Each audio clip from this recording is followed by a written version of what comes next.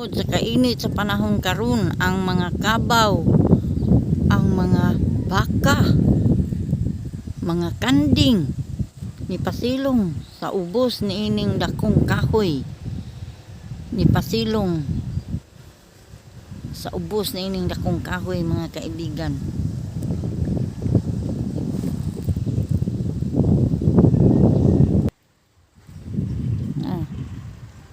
Diinitan ug maayo jud ang mga kanding ug baka karong adlaw.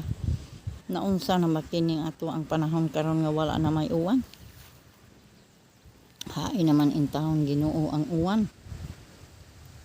Perte naman yung inita.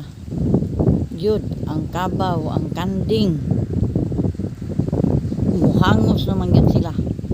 Dili na jud sila kaagwantan sa kainit.